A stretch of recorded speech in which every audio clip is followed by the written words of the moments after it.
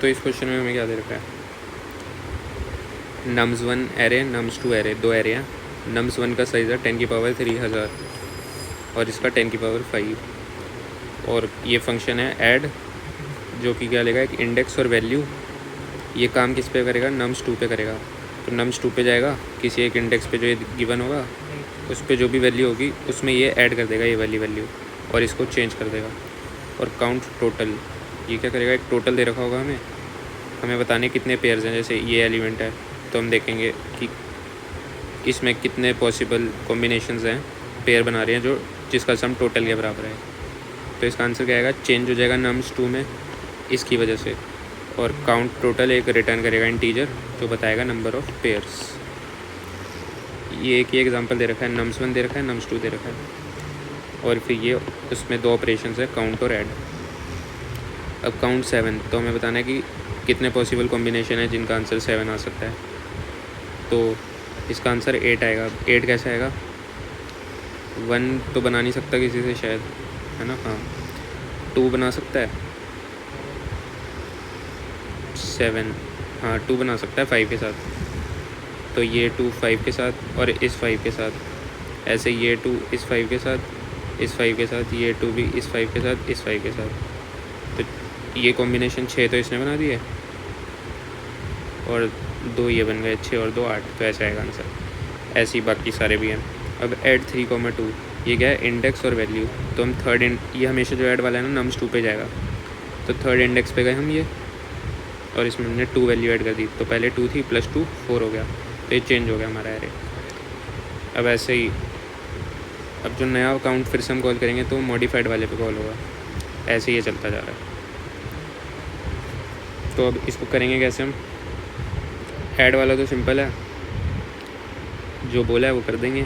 उस इंडेक्स पे जाएंगे और वो वैल्यू ऐड कर देंगे। ये तो ओवन टाइम में हो जाएगा, एरे वाला जो है एक्सेस, इंडेक्स एक्सेस हो जाएगी। फिर हम देखेंगे लेंथ दे रखी है ना, हमें nums1 छोटा है इसमें, तो उसी पे आइट्रेट करेंगे बार बार। तो nums1 छोटा है तो उस पर ही आइट्रेट करेंगे और दूसरे वाले को के एलिमेंट्स को मैप में डालेंगे ताकि उसमें बार बार अपडेट ना करें, एक ही बार में हमें पता चल जाए। तो जब दूसरे वाले पे ऐड का भी दूसरे वाले पे काम हो रहा था, तो जब ऐड करेंगे ना तो ये अपडेट भी करते जाएंगे हम। और या तो हम दोनों को ही मैप में डाल सकते हैं अगर और स्पीड बढ़ानी है, क्योंकि अभी हम देख रहे थे जैसे इसका पेयर इससे बनेगा। या तो हम इकट्ठे भी मल्टीप्लाई कर दें, इससे क्या होगा, जो प्लस है वो मल्टीप्लाई में चेंज हो जाएगा, तो जल्दी काम होगा हमारा। जैसे एग्जांपल इसमें देखते हैं, ये मैप बना लिया, इसके सारे एलिमेंट्स जो इनिशियल थे वो डाल दिए। 1 कितनी बार आ रहा है, 1, 2 कितनी बार, 1, 4 2 बार, और 5 2 बार ही इसमें डाल दिया। अब हमें देखना है 1 है, टोटल है हमारा 7, तो टोटल माइनस ये जो एलिमेंट है 6 है ना, अभी हमें 6 और चाहिए। तो 6 है यहाँ पे, नहीं है, छोड़ दो इसको। फिर 2 आया, 2 में हम क्या जोड़ेगी, 7 है तो 5 है। अब इसमें 5 है ना, हाँ 2 बार ही है। तो इस 2 के लिए एक बार आंसर में 2 हो गया, फिर इस 2 के लिए 2 बार ही हो गया, फिर तीसरे 2 के लिए भी +2 हो गया आंसर। तो अभी तक 6 हो गए हमारे पास। और अब 3 के लिए हमें 4 चाहिए, तो ये रहा 4, इसके लिए भी एक 2 है तो +2, तो टोटल आंसर ऐसे 8 आ गया। अब यही हमने जैसे बारी बारी किया, अगर हम इसका भी मैप बना दें, जैसे 1 की फ्रीक्वेंसी 2, 2 की फ्रीक्वेंसी 3 और 3 की फ्रीक्वेंसी 1। अब इस मैप पे इटरेट करें हम इसके बजाय, तो हम देखेंगे 1 के लिए क्या चाहिए हमें, 6, वो तो है ही नहीं, इसमें छोड़ दो इसको। फिर 2 के लिए हमें चाहिए 5, तो अब इसमें गए। अब दोनों की फ्रीक्वेंसी पे फोकस करेंगे, इसकी फ्रीक्वेंसी 3 है और इसकी 2 है, तो सीधा मल्टीप्लाई करो 6 आंसर में। फिर 3 के लिए हमें क्या चाहिए, 4 की फ्रीक्वेंसी क्या है 2 और इसकी क्या है 1, तो 2 1 2, ऐड करो 2 8। तो ये और फास्टर है बजाय कि बारी बारी जाने के, है ना। चलो ये दो ही है मेन अप्रोच। तो यही कह रहा था मैं, प्लस मल्टीप्लाई में कन्वर्ट हो जाएगा। अब ये रहा कोड, हमें दे क्या रखा होगा, ये सब पहले से लिखा हुआ था, क्लास फाइंड, ये फाइंड सम नाम का फंक्शन, ये लाइन भी पहले से लिखी थी, ये भी पहले से लिखेगी और ये भी पहले से लिखी थी। हमने क्या क्या लिखा है इसके अंदर, ये और ये और ये। चलो देखते हैं। सबसे पहले तो ये डेटा स्ट्रक्चर एक डिज़ाइन करें ना, तो प्राइवेट फील्ड्स हो गई, चाहे तो प्राइवेट लिखे या ना लिखे, बाय डिफ़ॉल्ट प्राइवेट ही होता है C++ में। तो ये दो nums1 और nums2 है ना, तो प्राइवेट फील्ड बना लिया हमने V1 V2, उसमें कॉपी कर दिया। चलो बढ़िया।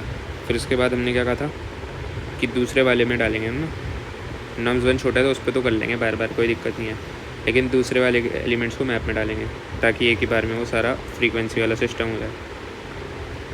तो डाल दिया, हर एक एलिमेंट में गए नम्स 2 पे और मैप में उसको डाल दिया हमने। फिर अब ऐड करना है हमें। ऐड वाला लॉजिक भी सिंपल था, इंडेक्स पे जाएंगे वैल्यू पे, लेकिन उससे पहले हमें अपडेट का भी ध्यान रखना है। तो जैसे कोई एलिमेंट था हमारा, इसमें क्या था, ये रहा 2 किया था ना हमने, जब ऐड 3,2 थर्ड पे गए थे हम, तो यहाँ से 2 तो निकल जाएगा।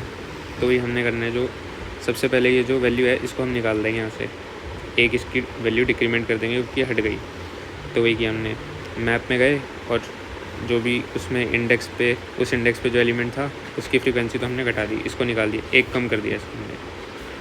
फिर उसके बाद इसी इंडेक्स पे प्लस इक्वल टू वैल्यू, ये तो हमें करनी है। फिर उसके बाद अब ये जो नई वैल्यू बन गई उसको मैप में डाल दिया, उसकी फ्रीक्वेंसी बढ़ दी। तो ये था बस, ये लाइन तो लिखनी है, कॉमन है ये।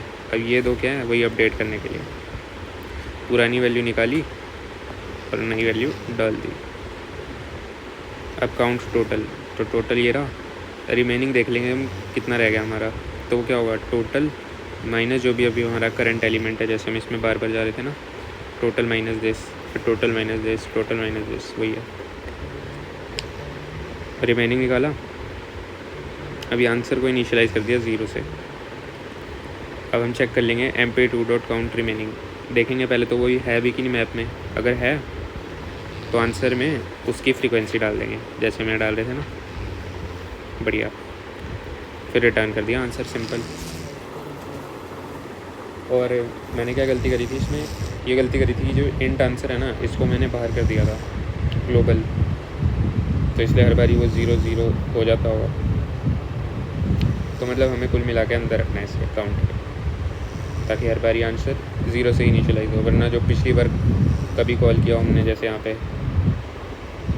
पे कॉल किया तो उसका रिज़ल्ट आंसर में स्टोर रहेगा, फिर उसके बाद इसमें चलेगा। तो ये नहीं करना है ना, इसके अंदर ही रखना है हमें आंसर वाला। चलो ये भी हो गया। और मैंने दूसरा क्या कहा था कि 2 मैप ले लेंगे, दोनों के एलिमेंट स्टोर कर देंगे। तो यहाँ तक तो सेम है, ये भी सेम है, बस ये लाइन डाल दी कि nums 1 के भी एलिमेंट को मैप में डाल दिया।